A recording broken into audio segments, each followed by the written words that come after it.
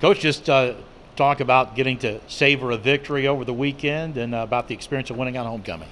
Yeah, definitely a lot better mood today than it has been the previous couple of weeks. I thought overall after watching the film from the game, I'll be honest with you, I did not think we played very good, but I'll take an ugly win over a beautiful loss any day of the week.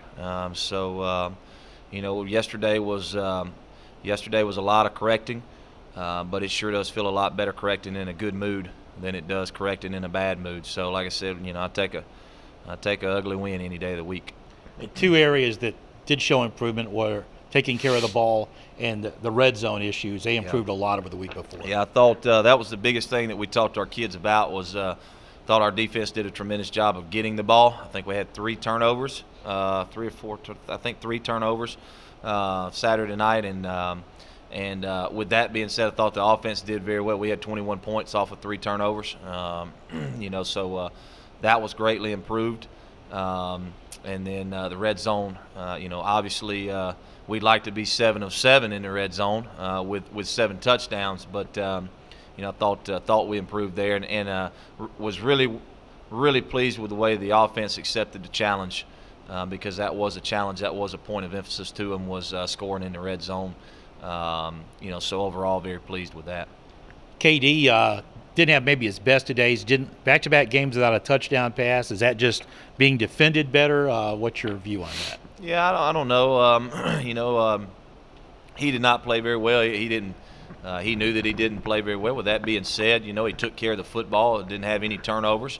But he missed a couple of shots. I thought he pressed a couple of things, and then on the flip side of that, I thought that we were running the ball so well. I thought that there were a couple of shots that maybe he didn't take that normally he would. All correctable. But I did think that overall he did a very good job of, and you probably never hear me say this word about him because it's not his forte, but I thought he did a good job of managing the game, which is not him. It's not what I asked him to do. But I did think in that game, because we were running the ball so well, I think that he just kind of fell into that role and fell into that mode of managing the game a little bit more than maybe we asked him to do. Speaking of defense and turnovers, Demetrius Mason really stepped up for your defense on Saturday. Just how would you describe his play? Yeah, he did. And I'll say this about Mason. He's kind of been an under the radar, behind the scenes guy the previous weeks as well. I think that he's played very well for us defensively. He just hasn't stood out. And then the other night, finally, he stood out. He got loose a couple of times and was able to show up a little bit more on tape.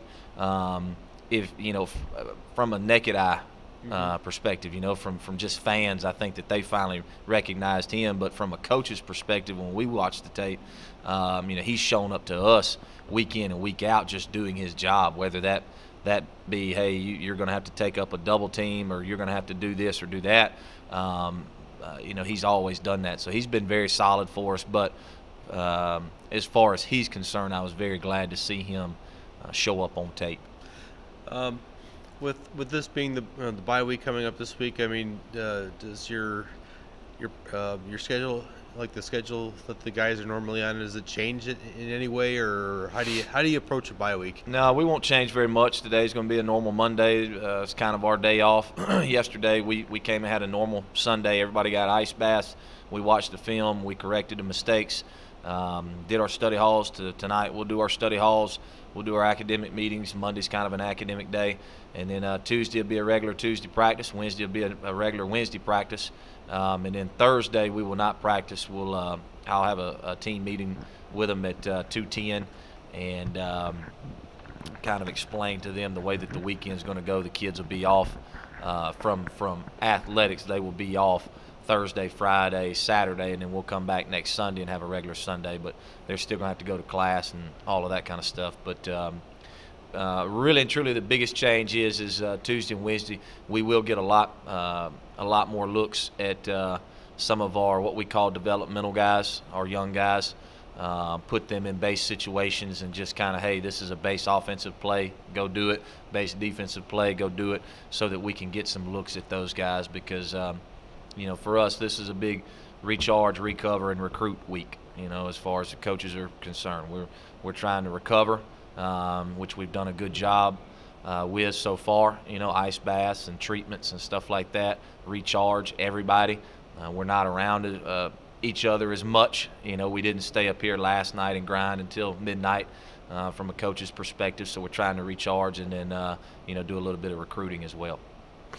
Coach, we knew coming into this season that Janowski Davis, Jeremy Harness, they were going to be two really good wide receivers for you guys. That being said, Paul Rice is second on the team in catches, and last week was really kind of KD's security blanket. What have you seen out of him, and what is he doing right? Well, I think he just got comfortable at a spot. I think previously what we were forced to do with him a lot of times was kind of mix and match him, put him at some different places. Hey, I need you to go maybe not be this guy, but I need you to be this guy's backup. And then the next week it may be, hey, I need you to be this guy. And then the next week, this guy's backup. And finally, we just we moved him into that slot receiver role and just stuck with it, And I think that's probably the biggest difference what we've done this year is all of those guys. We just kind of put them at a place, and we've been very fortunate too now, knock on wood. From an injury standpoint, we haven't had to shuffle a lot of guys around and, hey, you're going to have to do this and play this position, and I think that's helped all of them. But, Paul, he's our offensive player of the week from, internally now. He's probably not a Pepsi guy or an OVC guy, but internally he was our offensive player of the week, voted on by the coaches and the team, and just very pleased with his production. Talk to me a little bit also about the running back depth. Marcus Holiday didn't even see a carry because, Roman Clay and Nick were playing so well. Yeah. Coming down the stretch with Marcus almost at 100%. What's that like? We're in a situation right now where we don't really need to rotate a third guy in there. Roman and Nick are both playing very well, and they're staying pretty fresh throughout the game. And and it's a situation where when those guys are feeling it and they're kind of hot, they've got the hot hand, we're going to keep giving it to the guys who have the hot hand, especially Roman Clay right now. He's got a lot of yards after contact, running behind his pads very well. So it's just a situation where it's a comfort thing. Those guys are comfortable with the game, so we're going to keep on giving them the rock, when we get in those type situations. Have you had a chance to look at Martin yet? And if so, what's the biggest challenge they offer you? Yeah, very little. We take an off week, and I'm more concerned with us. During the off week, I'm not concerned with anybody else. Just kind of getting back to base and fundamentals and blocking and tackling and throwing and catching and those type things. And that's what our practices are going to be based mostly on, is just fundamentals. A lot of tackling circuits, a lot of blocking circuits, a lot of just routes on air and things like that. But I know UT Martin. I know what they're going to be. I know who they are. Very familiar with them. They're going to be big up front on the offensive line. They got a quarterback that I think is a 6th-year senior. He's been there, and he knows their system very well. He throws it all over the yard. They got some guys out wide that can go get it. Defensively, they're going to press you up. They're going to man you up. They're going to force you to use some 6-man and 7-man protections and try to throw it down the field. And if you can't do that, then you're going to be in for a long night. I just got done watching them versus Tennessee Tech, and I don't really feel bad for them, but I kind of feel bad for Tennessee Tech because that's what they were doing. They were pressing it down the field, and they missed a couple of shots on them, but they are who they are. That's UT Martin, man. They do what they do, and they do it very well, and they don't change. And so I kind of know. I know them. I'm familiar with their game plans, or I shouldn't say their game plan, but their schemes offensively and defensively, and it's a great credit to them. They don't change that. They don't deviate. But as far as we're concerned, this week we won't worry about much UT Martin until next week. We're worried more with us. Kicking situation, anything comfortable there coming out of that? Kicking situation? Mm-hmm. No, I thought, obviously we've got to improve, and that's a challenge from a field goal standpoint and from a kickoff standpoint. I mean, we've had a penalty on kickoff now, I think, at least one every week, and something that we're getting corrected, trying to get corrected. But, Connor Mitchell and Griffin Camp, they're both competing. I will say that. They compete every day. I was very pleased with the way that Connor responded, because he went down there and he missed a field goal and then came right back and made the next one. So I was very pleased with that. But kickoff-wise, that's going to be an emphasis. We've got to keep the ball in bounds. We've got, especially with how good we're covering right now on kickoff, I think that's one strength of our football team. We've got Ethan Felton. He runs down there and makes plays, and he's a very good tone setter. And to have a team like that is doing so well in coverage, you can't afford to kick the ball out of bounds like that and give them those yards. So it'll be a point of emphasis moving. It's like what I'm talking about this week. We're more focused on us. That's going to be one of our focuses, special teams wise, field goal, potting some things up and working individually with just these 3 guys instead of these 11 guys and focusing more. And that's why you love a bye week. It's a chance for you to recharge and recover and all of that, but it's also a chance for you to slow some things down and, okay, let's take these 4 guys and let's get really good at what these 4 guys do, and let's put one coach on these 4 guys, one coach on these 4 guys, one coach on these 3 guys, and let's go to work and really dive into the fundamentals of what we're doing.